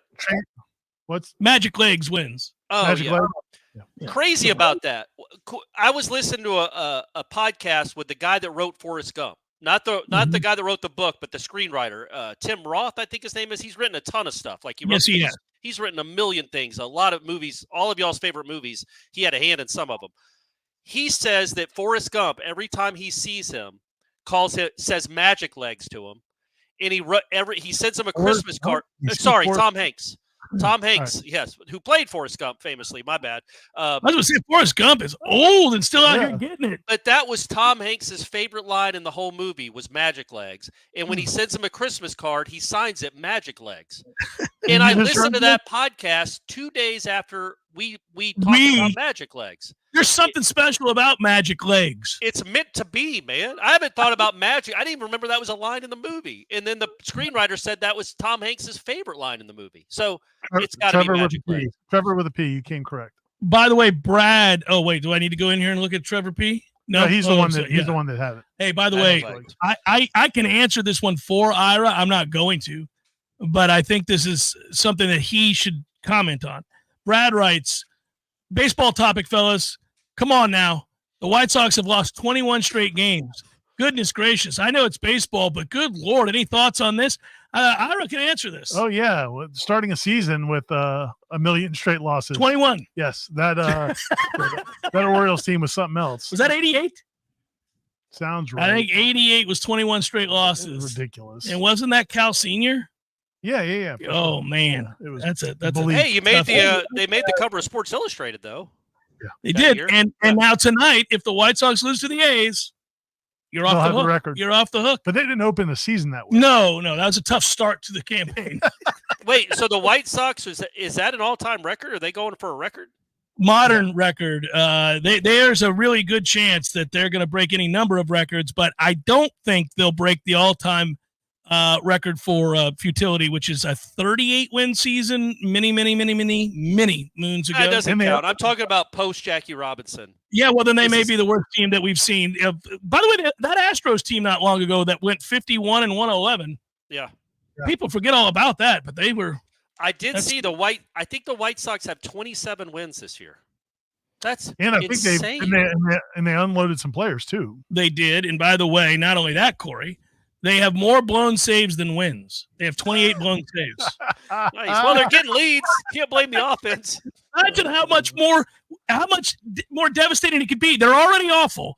Yep. And then if you're a true fan watching every game, you've watched them blow 28 saves? That's rough. How's that even possible? That's rough. Goodness. All right. Scott writes, fellas, football coaches call positions all kinds of weird names. Fox, Star, Buck, etc. If Norvell let you name a position, which position would you choose to rename and what would you call it? I can't say what I would call it because I've got a position that I would once again utilize. It would be a fullback and I'd call it something else. Do you know what BDE? You guys know what BDE is, right? We all three have it. That's what I would call the quarterback position is just BD. BD1, BD2, and BD3 on my depth chart. Corey. You got to have one, Ira, if you're going to play that position. You'd like to have more than one. But then we'll have to explain to people what that means. You don't have to. Not here right now. How about I feel right now? You can be a little bit more creative and a little more subtle, Corey. Maybe. Big blank energy is what BDE stands for. Why are you telling us that? We told you we know what it is. You just said I had to explain to people what it means. No, he didn't mean it literally. He's saying if you did it. If you did it. Yeah.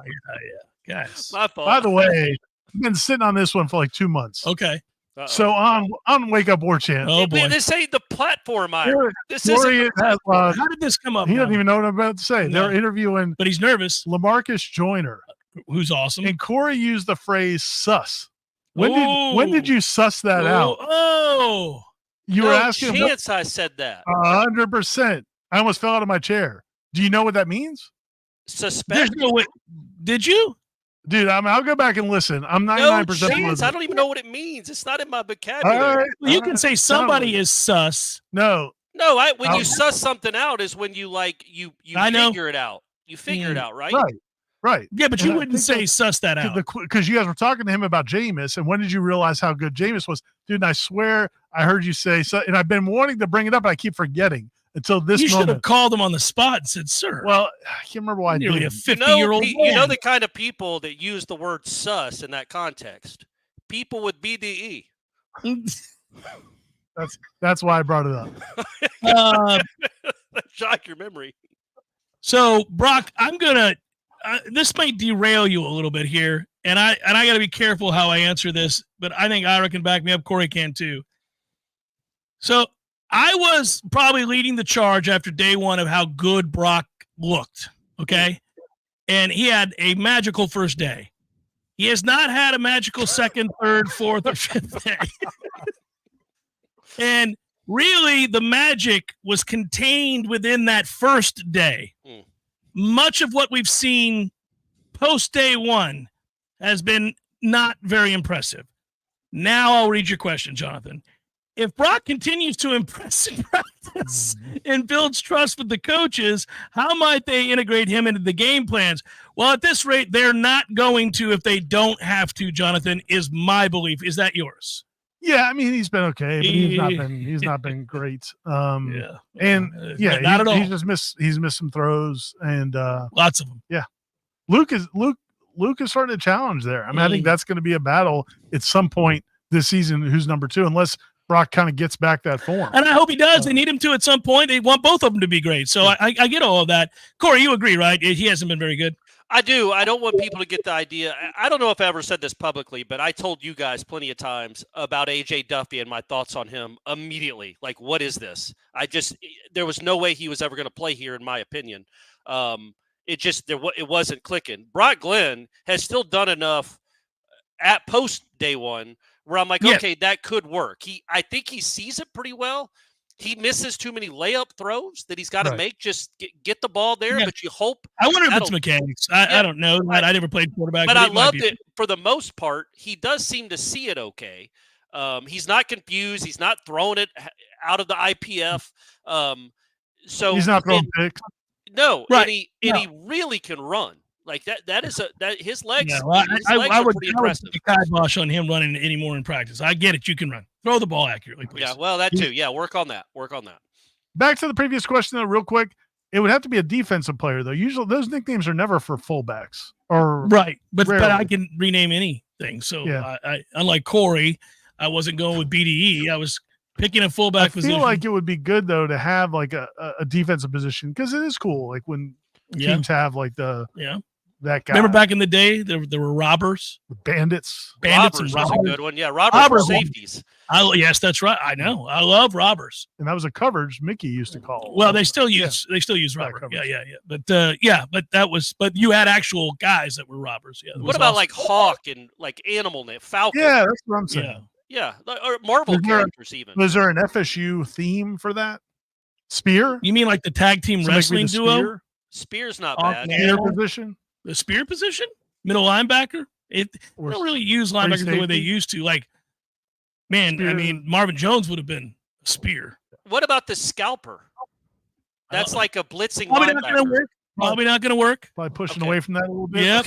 Well, it's still in the fight song, gang. It's still in the fight song. I like it. I still think that would be great, but no, probably not going to work. Don't draw attention to that. Seminole Headlines, 93.3 Real Talk Radio, Warchant TV continues in a moment.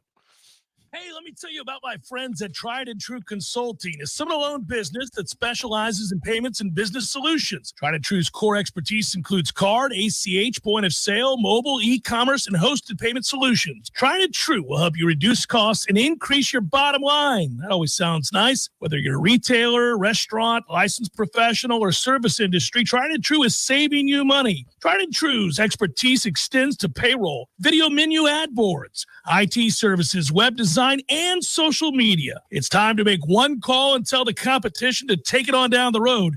Call Don or Joe today at 844-464-6653. That's 844-464-6653. When you do business with Tried and True, they contribute 10% of the net revenue to the battle's end. So go Tried and True today. Call 844-464-6653. With bachelor's and law degrees from Florida State University, he's a small business owner in Tallahassee who's worked in courts all over Florida.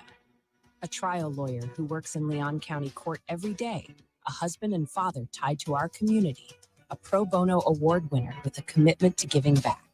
And if elected with your help and your vote, a Leon County judge. Vote Robert Churchill for Leon County Judge, Seat 4. Paid for and approved by Robert Churchill for Leon County Judge, Seat 4. You probably already know that Pinch a Penny Pools and Spas is your one-stop destination for all pool maintenance needs, offering everything you need from chemicals, cleaners, vacuums, nets, and more. But that's not all. Pinch a Penny also carries a huge selection of premium hot springs hot tubs paired with easy financing options, making these luxury hot tubs affordable for everyone. And if you have an older hot tub and you're worried about the hassle of removing it, worry no more. Pinch a Penny will not only remove and haul away your old hot tub, but also offer a trade-in value for a credit towards your new one. So why wait? Visit Pinch a Penny's 12,000 square foot showroom today on Greer Road and discover how effortless and affordable owning a fantastic hot tub can be. Find out more at TallahasseeHotSpring.com. That's TallahasseeHotSpring.com. Howdy, folks. Jeff Cameron here to tell you about my friends at DexaFit Tallahassee. What is DexaFit, you might ask? Well, it's where you want to go if you're looking to elevate your health and fitness journey. DexaFit's exclusive services include AI-enhanced body scans, VO2 max fit testing, and RMR metabolism analysis to provide detailed insights into your body composition, cardiovascular fitness, and metabolic well-being. Sounds like a lot of science, but that's because it is the most advanced science available. In fact, that's a good thing, right? DexaFit gives you immediate detailed insights about your body composition, provides a customized plan to improve on troubled areas delivered in an easy-to-navigate mobile app so you can share the information with your trainer or even your doctor to find the most direct path to your peak health. Check out DexaFit Tallahassee, the most accurate and most state-of-the-art body composition scanning and fitness planning available. Located on Capitol Circle Northeast, directly next to Bumpus. Check them out online at DexaFit.com and tell them Jeff Cameron sent you. DexaFit Tallahassee. Know your body and transform your life. Life is stressful. Dinner shouldn't be. That motto is why Register Sausage has been doing business in the Florida Panhandle and Lower Alabama for over 75 years. A proud sponsor of Seminole Headlines, Register Sausage always provides the best Southern smoked sausage to over 140 grocery stores and restaurants throughout the Southeast. Headliners have discovered the Register's difference. You can too. To find a store that carries Registers near you or to buy directly, head to registermeats.com. That's registermeats.com. Register Sausage. Yay, sausage! Seminole Headlines returns now. Head to YouTube and search for Warchant TV today to catch the show live or on demand. Now, here's Jeff Cameron, Ira Schofel, and Corey Clark. Two contributions in the chat that I have not touched on just yet. Want to thank both right now and get to their questions. Optimus Climb, what's not to like about DJU? Question mark. Doesn't turn the ball over, doesn't get sacked, can make all the throws, can fall forward on short yardage, and the accuracy issues, I believe, are overblown. He writes, perfect fit. I don't have a problem with DJU. I think, he's been a good quarterback, and that's what I would say about him. I think he can be a good quarterback. I don't know how great he'll be. I mean, truly transcendently great, but I think he can be very good. One criticism, I don't think he throws the ball on the run real well, but that's one aspect of playing quarterback. It's not the most important one, so I think he'll be fine. Although he did the play that shout out to Jason Baisden, by the way, Florida State's equipment manager, who got taken out one day of practice the other day. Really scary collision, and he had actually had to have some medical work done. So we're thinking about you, Jason. And but on that play, ironically enough, DJ avoided pressure, moves up in the pocket and throws a dime. Yeah. And he had to throw. There was a throw today in practice where he avoided pressure. And he's not incapable. He found Toafili. There was a nice play today where I think Peyton was coming after him, or Marvin Jones Jr., one or the other. He kind of stepped him in the pocket, moved to the left a little bit, found Toafili in the sideline. Toafili didn't make the catch, which was rare because he usually does. But yeah, so it's not his strong suit. Right. But I've seen some signs of it getting a little bit better. Not necessarily on a dead run like Jordan Travis, but moving around and still making throws. Yeah, the only thing I would say is you say the accuracy issues are overblown. It's not he's an inaccurate passer, but he's not the most accurate passer either. Yeah. I mean, there's a very specific set of passes that he tends to miss. It's not, I mean, like, I love him throwing the deep ball. He can throw that all day long, and he's great out in the flat. And a lot of the intermediate stuff, too. He's fine. Yeah, so I don't worry about it. Corey, you want to weigh in there, or are you good to go? I'm good to go. All right. Jonathan writes, fellas, my question is in the X comments. So this is just a shout out to say thank you for the elite coverage, humor, and bringing the joy of football to life. Don't forget your sunglasses in practice.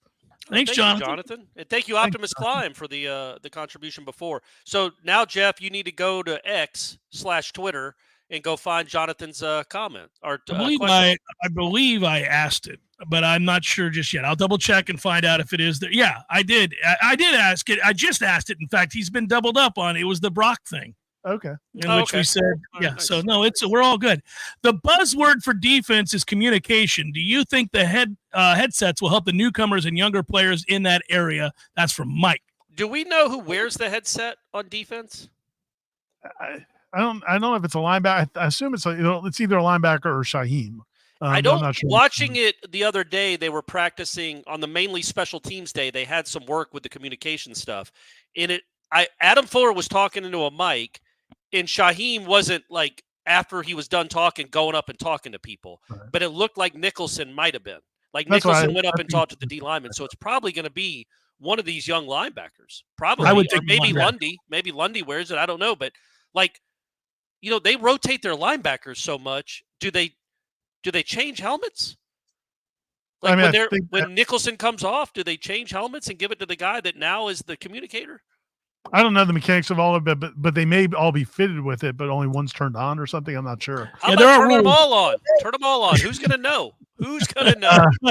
Yeah, I think they're going to monitor it. But I would say this, though, that it could help a little bit. I would also say that I don't think the communications are a huge issue. Like, again, watching a practice this today and yesterday, they're making a concerted effort to be better about it. And I think you're seeing signs of that. I don't think it's going to be a huge problem. It's not when Adam Fuller said it's not where he wants it to be. That's fair, but I don't think it's a problem. I don't think it's a problem at all right now. I do always, any defense, it's especially one that you're trying to complicate by being that kind of versatile. And he has said he wants to do that. He wants to be able to throw more things at them. Mm-hmm. Especially when you have a lot of experience, you can disguise a lot of looks. And, you got to be able to communicate, but they have veteran players who can do that. Yeah, and there's to your point, man, and this is part of why I do think this is tough. It's hard to evaluate the offense. There's a play today where Cypress ends up breaking up a pass on the sideline, but he's not in man. It's one of those matchup type things, and I don't know how the quarterback would know that he's going to be the guy, like that Cypress is going to come over and cover that. Because Cypress was, he's like, it looks like he's covering a different area, but it's his responsibility. He gets there in time to make the play. It's challenging, man. It's not like, hey, I like this matchup, and I'm going to go to this receiver against that DB. This is an important point. They have gotten better every year under Adam Fuller, but each of those years, it has not been because of the way that they were so multiple. They got better players. He coached them up. They became more physical, and they became much more communicative within the scheme that they ran, and everybody was where they were supposed to be. Yeah. I think they're at a place now where they've graduated to where they have enough talent and experience. They're throwing that into the mix. So I think that's the next step for this defense is now we got good players pretty much everywhere. Not, they could do a little better here or there, but they got good players everywhere.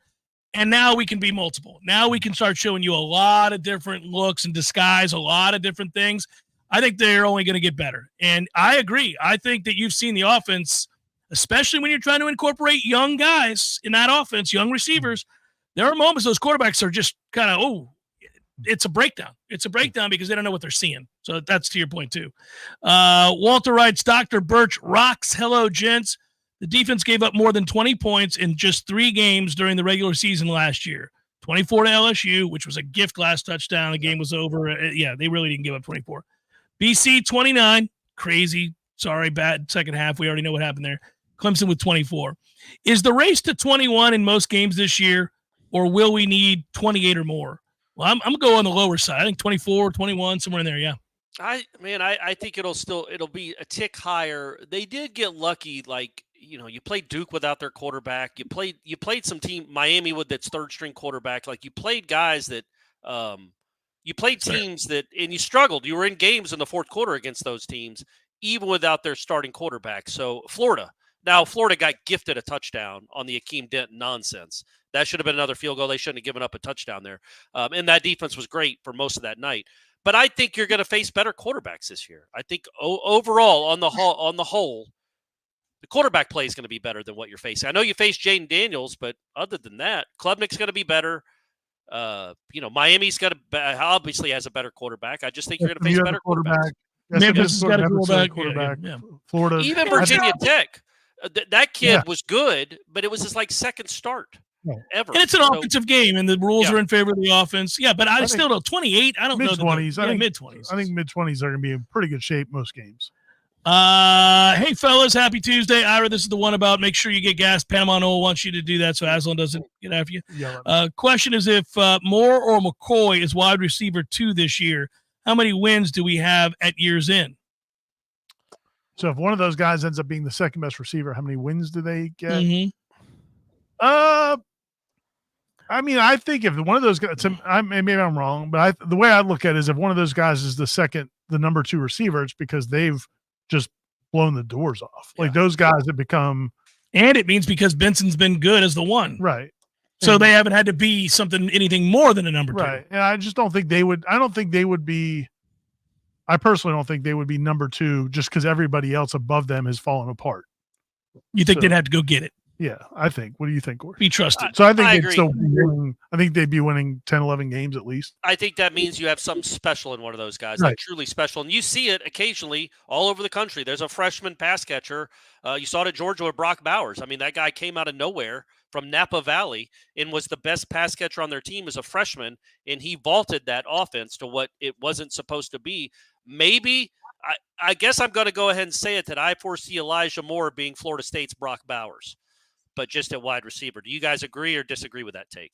Easily. I think that seems reasonable. Probably low. It's probably a low estimate of what he can be and his impact. Right. No, I think that I don't think the wins above replacement changes much if they're your number 2 receiver. I do think we also have to throw into the mix. You mentioned it a little bit when it comes to receivers. Toafili and Jalen Lucas are part of the passing game. Right. And so is Ja'Kai Douglas. Now, they're not the 6'3 guys that are going to be drafted high, but Ja'Kai Douglas, Toafili, and Jalen Lucas are all guys that are going to be catching a lot of balls along with Kyle Morlock. So when you throw that quartet in there, you don't need a 50-catch number 2 guy. Malik Benson might not even have 50 catches if he's your number 1 guy. Collectively, I feel like you're going to spread the ball around a little bit more than you did last year. Just not. I do think there's a bunch of 20 to 30 catch guys. Yeah. I think it would be good if Malik's in the 50 range, and then everybody else could be between wherever they want. 20 and 40.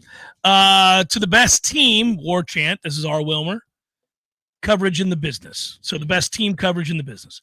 Who would be our best walk-on trophy winner this year? That's the Burlsworth Award, I guess.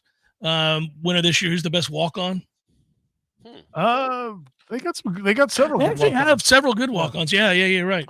One of those, I hate to identify them like this, but one of the white safeties, white safety or the white linebacker, I can't remember their names. AJ Cottrell made my practice report today at linebacker 41. He's really there. You go, yeah, 41. He's all in 47, right? Is the safety? Yeah. Hey, we do probably need to know the safety's name. What's his name? I can't remember. I feel bad too because Corey said that, and I'm like, well, that's inappropriate, but that's how I would have identified him as well. I'll look him up. But yeah, those guys can play. They're also the freshman running back Parks, 27. Is Park? Yeah. That kid can really play. There's a bunch of walk-ins. They do a really good job, and they're not the only staff that does this. But Derek Ray and that scouting staff, they have walk-ons that were recruited that had offers from small FBS schools, some bunch of FCS schools. And they got them to walk on to Florida State. So there's some really good players. What about, and also just to answer this question, because I haven't talked about him once in 2 weeks. I haven't written about him. But Trevor Jackson at quarterback. Yeah. the look he can give your scout team might be invaluable. Like, that's a real legitimate quarterback making those throws and scrambling and trying to avoid pressure. That's a good look for your scout team defense. Yeah, no doubt. He's a big-time talent, 100%. Adam writes, how is the flight overseas? I live in Nashville. I can handle the 3.5-hour flight to California, but 8 hours sounds awful. Now, Adam writes 8 to 12. It's not going to be anywhere near 12 hours to Ireland, Adam. That's not anywhere. If you're flying 12 hours to Ireland, that is, Jesus, you've got problems. You're circling. School speed zone. Yeah, I don't know what's going on there.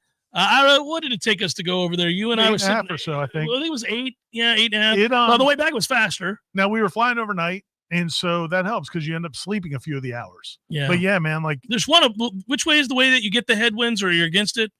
One of the ways is quicker than the other by an hour. I can't remember. Was it 7 on the way back? I can't remember. But I just know that, going there, it was nice that, like, after a couple hours, you could get a couple hours sleep. I suck at sleeping on Corey's a plane. going to get all the sleep in the world. Well, he's going to lay out of bed. And he's going to wheel me on. He's going to wheel me onto the plane. Yeah, that's not a bad gig if you can get it. Yeah, that's tough. My stepfather flew to Australia recently. That's a flight. That is a flight. 47 is Donnie Hebert, Hiebert. All right, Hebert, we're looking at you. Out of Gainesville, Buchholz chose to walk on to Florida State. Making some plays. Florida, suck it. I'm going to look while you guys talk. I'm going to look for other walk-ons who should be mentioned because they're good. They got some good. They do have some guys. Seminole Headlines, 93.3, Real Talk Radio and Warchant TV. Your local news now. TBT has filed charges against a man 4 months after they say they seized weapons and bomb-making materials from his apartment. Officers began investigating 31-year-old Matthew Wager in March. The Pinecrest Police Department in South Florida tipped off PBD to a threatening post Wager made on X. In the post, Wager threatened to kill employees of pharmaceutical company Kaiser. Inside Wager's apartment, officers discovered hydrogen peroxide and sulfuric acid, chemicals used in making explosives. They also found packages for Wager in the apartment leasing office that contained more sulfuric acid and formaldehyde, another ingredient used to make explosives. They found Wager carrying a backpack which contained an AR-10 style rifle, magazines, and ammunition, a tourniquet, and a ballistic panel. He was also carrying a loaded handgun and a holster on his leg. Then, in June, another tip was provided to police from Wager's ex-girlfriend. She told officers that he left her voicemails containing threats to shoot police. Wager remains in the Leon County Jail. This is Rachel Lene with Real Talk 93.3 Local News Update, brought to you by McLemore Systems, Tallahassee's go-to Mac store. Check them out online at McLemoreSystems.com. This is meteorologist Paul Trombley with your Real Talk 93.3 weather update. Mainly sunny skies this afternoon with a slight chance of rain showers. High temperatures reach up to 94. Winds out of the northwest, 10 to 20 miles per hour. Lows around 75 tonight, partly cloudy skies.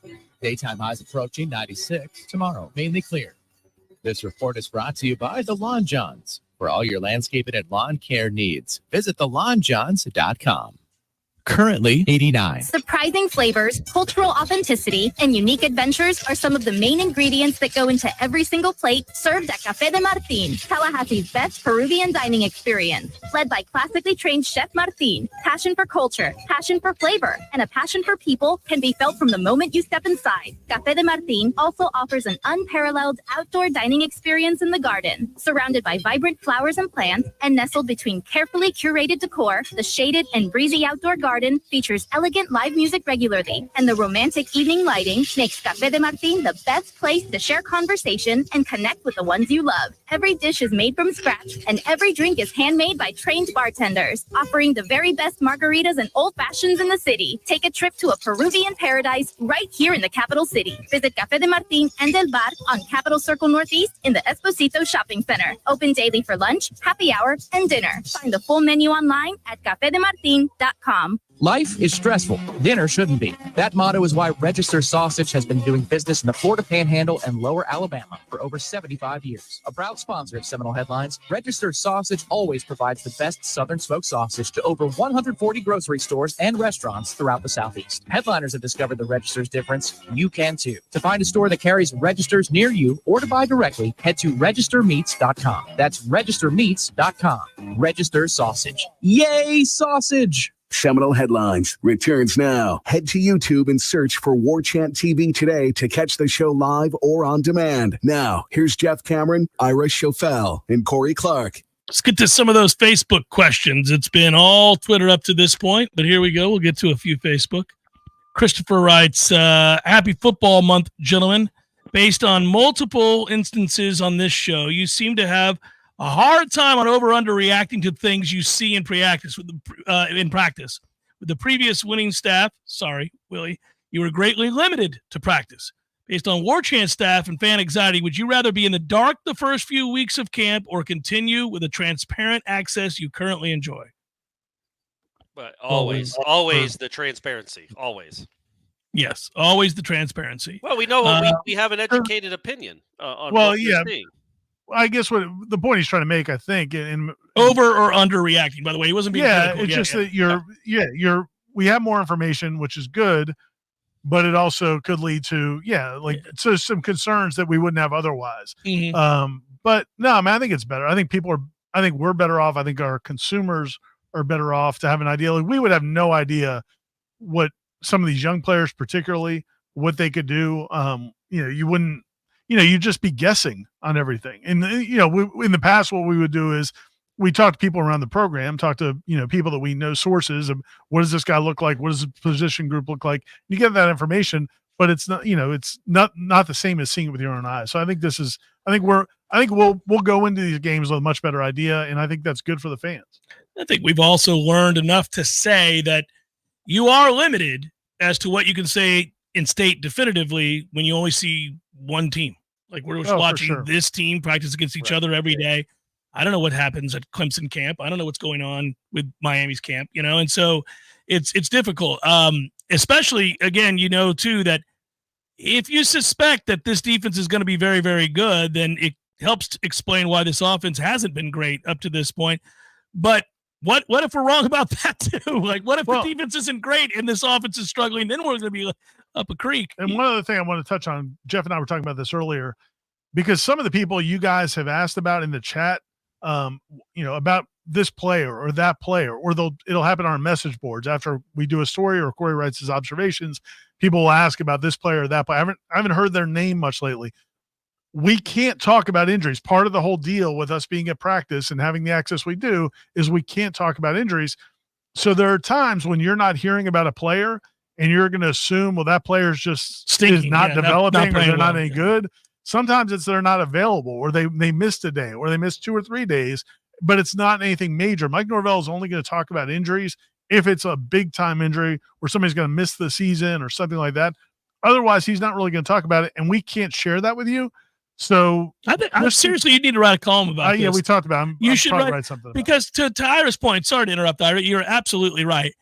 I do think in some ways, and I doubt Mike is listening, but if it gets back to him, it does do a disservice to some of the players.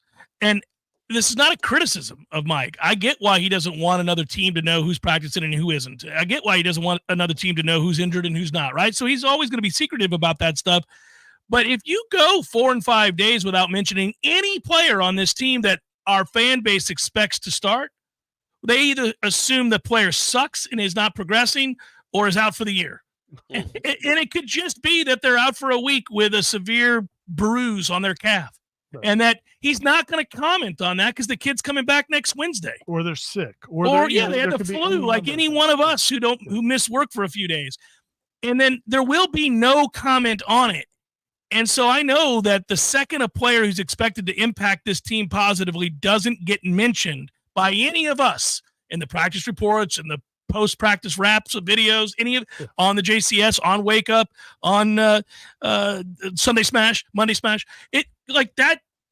People are like, well, what's going on? Why isn't so-and-so being talked about? And we always assume the worst, and that's just not fair. So I think it does kind of stink in that sense. Like, he could go long stretches at a time without talking about somebody, especially he's not going to say anything if they're going to be back. Yeah. I would encourage you, if you haven't heard that somebody's out for the season, you haven't heard they're out for an extended period of time, there's a good chance that they're not going to be out for that long of a time. Right. Otherwise, he'd address it. Yeah. Is Jeff the only one of you three coming over to Pensacola this Thursday? Yeah, Ira's in Jacksonville. Corey right now is in Atlanta. I will be coming over on Thursday to Pensacola. I'm really looking forward to talking to the group there. I've done it before. I did it with Corey. We had a good time. Obviously, I know bunches of you that are over there in Pensacola, and so it'll be great to shake your hand and talk some Noles. So everybody come out to the Pittsburgh Seminole Club thing on Thursday, and I'll be there talking. I don't know who else is going to be there, but how much of your speech is going to be all the things you saw in that stadium in Ireland? Is that the first 10 minutes, or is that the whole speech? I try to spend 20 minutes if I can, rubbing it in people's faces, the access that I have. Right, that that's fair. That's fair. That's just a 20-minute primer. And then we Any questions? No, thanks for the check. then we go from there. Zach writes, 2-part question. If the season started today, who, in your opinion, would start at the other safety position? Devontae Brown is my opinion, right? Yeah, I don't know. Or it could be Conrad Hussey. Could be. Could be. Yeah, one of those two. That makes sense. I think. Corey, you got an opinion? I say Devontae Brown right now. That's my leader in the clubhouse, but that does not mean that's going to happen. Conrad Hussey is certainly in the mix. Against you guys. I'll say Conrad Hussey. Oh, Okay. I like All that. right. There you go. Good afternoon, writes Gator Kirk. What song would you pick that best describes the offense and defense at this moment? It's one song that encompasses both. Song that describes both. Yeah, it's got to be 2 different songs, I would think, right? He just wrote song. Would you pick that describes the offense and defense at this moment? Okay, we only got how many songs have ever been recorded? Could we do Stuck in the Middle with You? No, that's negative. That's not bad. That's not negative. You're not Stuck like in the down middle. in the muck with you. Yeah. You're kind of middling. You're middling. How about I can't think of. Can you feel the love tonight? No, that doesn't work. Endless Love. Something by Meatloaf. No. How about something by Meatloaf? Anything by Gator, Meatloaf? we don't have an answer to this. Gents, it's 27-28 late in the fourth quarter. This is from Michael. 4th and 1 on the Georgia Tech 35. Do you send out Fitzy or do you go for it? How much time left? First of all, it's 28-27 in the fourth quarter. It just says fourth quarter. Okay. So we're assuming this is like the last minute. Like you either got to kick the field goal. So a 52-yard field goal in Ireland at Aviva, or you go for it 4th and what did he say it was? 4th and what? 4th and 1? If there's like more than 20 seconds left, yeah, I'm going for it. Well, I don't know about that. If there's like 31 seconds left, well, I mean, so how much closer are you going to get? Like And how many 10 or 12 timeouts do we have? Yeah, it's a lot of context we need to know. What about like any I just need a 52-yard field goal. I believe in Fitch, but I mean, it's just that's also that field you can slip. We don't know how it's going to be. That's a lot to ask. I don't know the wind conditions I at prefer not Aviva. if you have and I think you'd feel good about against their defense with DJ at quarterback getting 1 yard. But if there's only 11 seconds left, then yeah, man, I guess you kick the field. What about that that Kid Rock song that's like ba da da ba da dang da? No, we're never going to use a effing Kid Rock song. Get the hell out of here. Steve writes, greetings, gentlemen. Thanks for the great insight. Do you have any observations from what you thought would occur before the scrimmage and what actually happened? Well, we didn't see the scrimmage, Steve. We're not allowed to see the scrimmage. We don't know. I mean, I assume they're telling us the truth about the defense carrying the day. Seems to stand. It seems to hold from what we've seen. I assume that they're telling the truth about some of the good moments from the offense in that scrimmage. That seems to hold too. But we didn't see it, and they could just be making it all up. Who knows? Yeah, I don't think nobody I've talked to came away that it was there. It was like, oh, that's not what we expected. I think it was probably about what they expected. So, I mean, I think that, and that's usually how scrimmages are. Gentlemen, good day. Last season we ranked. Hold on. What about Fast Car by Tracy Chapman or Luke Bryan? Either one works. The duet they did at the Grammys. It's depressing. And what the hell does that have to do with what we're doing here on offense and defense? It was a very good duet, though. Yeah, it was a great duet. They did great. Best part of that entire ceremony. Yeah, Love Story by Taylor Swift. Well, gentlemen, good day. Last season we ranked 99th in plays per game, 65. Yeah. Analytics say the better team should always run more plays. So do we run more or fewer plays this season? Skibbity sausage is writes Ambassador to Florida. By the way, I don't know that we'll run fewer plays, but I don't think we're going to be in the upper percentile of plays run. I think they want to run the ball. They're going to shorten games. You guys are both big run more plays guys. Well, I am when you have the vastly superior talent. But I agree. I do feel like this is a team that's going to be more imposing its will than quick strike. Plus, the new clock rules are going to make it almost impossible to run as many plays as you did last year if you keep the same tempo. Like, it's going to be 5 to 7, probably less plays a game, I would think, because of the new clock rules. So, they're probably going to run less. But, yeah, you would like them against the Georgia Techs and the North Carolinas of the world to maybe run a few more plays because The more plays you run, the better chance you have of breaking one. I think I've gotten to most all these guys. Other true freshman guys that you like that we haven't talked about that aren't expected to contribute maybe as much this year, but we love down the line. You've already brought up a couple of wide receiver. Yeah. I like all the young players they brought in are really, really good. Yeah, I don't know if Cam Fryer or BJ Gibson. I don't know. I appreciate it. I don't know that they're either one of them's going to have a big impact this year, but I like them a lot for the future, especially Cam. I really like Cam Fryer a lot. And the cool thing about Cam Fryer is anytime you bring him up, people bring up white slot receivers. So, coaches on the field, just gonna happen. Good route runners. But really catch the football often. Cam Davis looks good, man. I like Cam Davis. I like Cam Davis a lot. But again, he's a guy I don't know that he's going to have a huge impact on this team. And it's impossible to tell at the line of scrimmage when they're freshmen. I like Jonathan Daniels and the way he moves as a tackle. He might end up being something, but it's impossible to know when they're this young. It is really hard to know, and I do think that we can't reiterate enough how much better this latest wave of talent is that they've brought in. Yeah, and the offensive lineman they brought in last year, Lucas Simmons and also Andre Otto, I think are going to be really good players. Simmons is unique, man. Nobody should look like that at his age in terms of the massive legs that he has, and he's got great footwork, and he's still a little thin up top, so probably another year away because he's got to get bigger up there. Coach Storm's got a unique project on his hands because that guy's a monster who can really move, and he's already got as big of legs as you need to play offensive line. He's just lean up top. It's like you could put him in the post and let him dominate in basketball. That would have been like an 80s player. Anything in the chat that we got to get to because we've answered the questions on Twitter and Facebook. Glenn C suggested maybe These Dreams by Heart. What about All I Want to Do Is Make Love to You by Heart? That was a banger. You guys remember that song from the late 80s? Both terrible, but the videos are great because the Wilson sisters were both thin at the time and really solid. Well, they're beautiful in their own right even today. No, you pedal on about their guitar all you want. I'm just letting you know that those videos. Yeah, you were a fan.